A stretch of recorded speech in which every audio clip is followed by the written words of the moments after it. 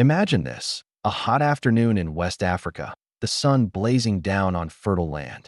Farmers prepare the soil, irrigation pipes are laid out, and trucks roll in carrying seeds not from Europe, not from America, but from India. What are they planting?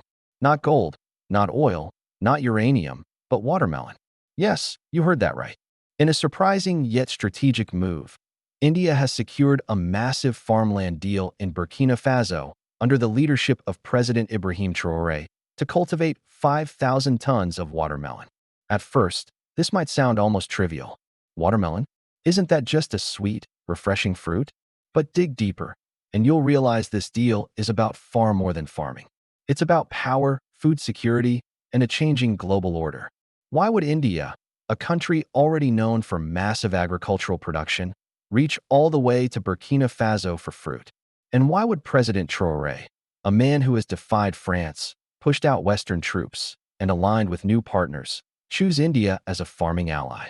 The truth is, this deal is symbolic of something bigger, a shift in how Africa partners with the world and how India is quietly securing its place in the 21st century food race. Today on Iazicho Africa, we uncover the untold story of this land for watermelon deal, why it matters, how it reshapes alliances, and what it means for the future of Africa, India, and the world.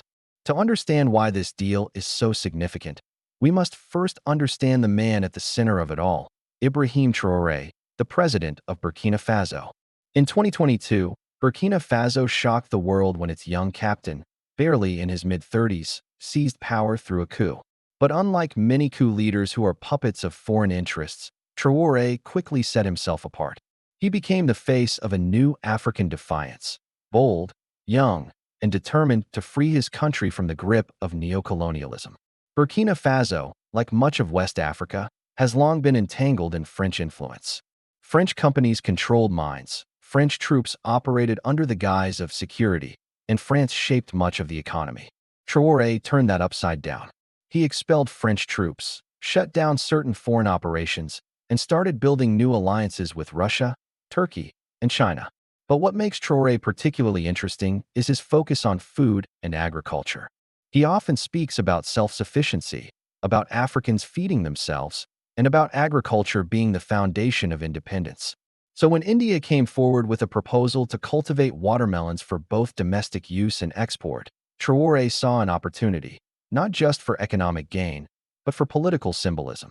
This deal is Traoré saying to the world, Burkina Faso is open for business, but on our own terms.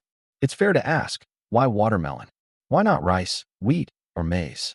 The answer is both practical and strategic. First, watermelon is a fast-growing, high-yield crop. Within just 70 to 90 days, it goes from seed to fruit. That means Burkina Faso can deliver exports quickly and show results in less than a season. Second, watermelon is a globally traded fruit. In 2023 alone, the world consumed over 100 million tons of watermelon, making it one of the most popular fruits worldwide. India itself consumes nearly 20 million tons annually, especially in summer months. Third, Burkina Faso's soil and climate are naturally suited for watermelon farming. The Sahel region has challenges, yes, but with irrigation technology, it can produce fruit of export quality. In fact, neighboring countries like Senegal and Morocco already export melons to Europe. But beyond agriculture, watermelon carries soft power. Unlike minerals or oil that spark geopolitical rivalries, watermelon is a symbol of cooperation and life. It is a gateway crop, a way to build trust before expanding into larger ventures like rice, maize, or cotton. India's growing presence in Africa is one of the biggest underreported stories in geopolitics. While the world talks about China's Belt and Road Initiative, India has been quietly weaving a network of agricultural, technological, and trade partnerships across Africa. Since the early 2000s, India has signed over 200 agreements with African nations. These include rice farming in Mozambique to supply Indian markets, pulse cultivation in Ethiopia to meet India's dietary demand, cotton projects in Uganda and Burkina Faso to boost textile supply. Unlike China, which often builds roads and ports, India offers farm technology, affordable machinery, and access to its massive consumer market. This makes it a partner that many African countries trust. The watermelon deal in Burkina Faso fits perfectly into this playbook. India secures farmland, reduces pressure on its domestic agriculture, and strengthens political ties with Traoré's government.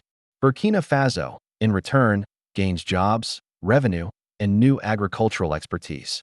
This is what some analysts call geopolitical farming, using agriculture as a tool of diplomacy and influence. And India is mastering it. Here's where the story gets bigger. Food is the new oil. Wars in the 21st century are less about who controls pipelines and more about who controls grain, farmland, and water. When the war in Ukraine broke out in 2022, the world saw just how fragile the global food chain is.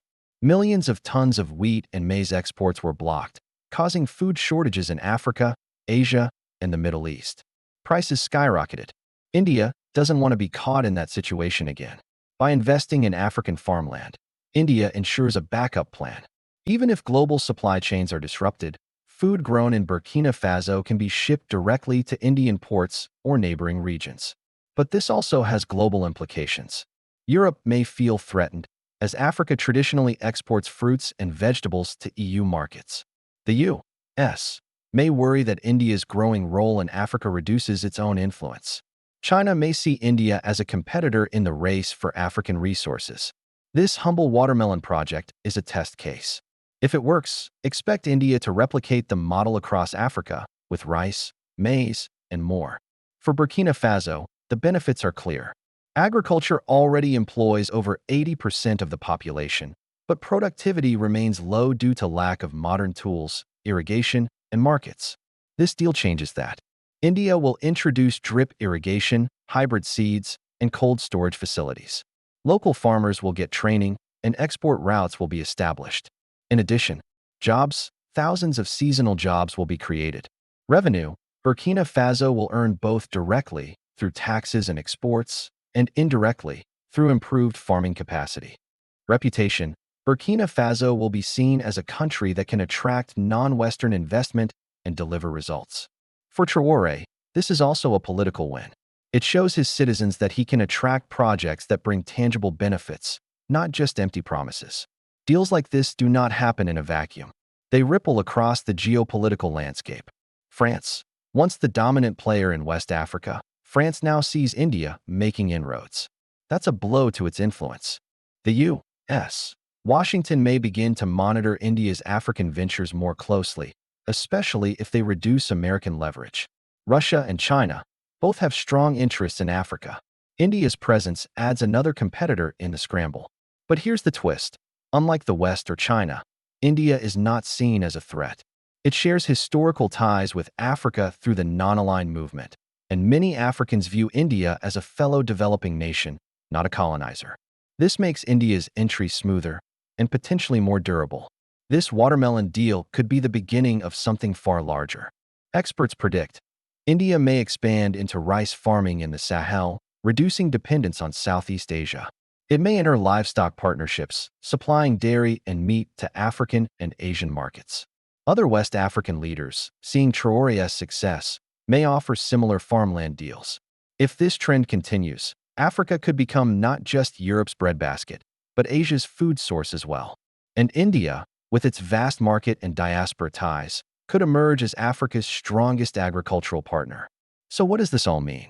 On the surface, it is a simple story. India and Burkina Faso join hands to grow 5,000 tons of watermelon. But when you peel back the layers, it's about much more. It's about Ibrahim Traoré proving Burkina Faso's sovereignty, showing that Africa can choose new partners.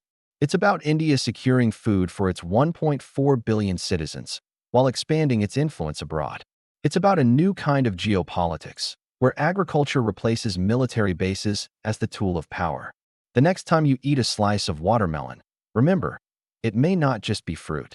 It may be part of a global chessboard, where Africa is rising, India is positioning itself as a key ally, and the world is watching. This is Iazicho Africa, bringing you the stories that matter, the stories that shape the future. Don't forget to subscribe, because the African story is just beginning, and we're here to tell it.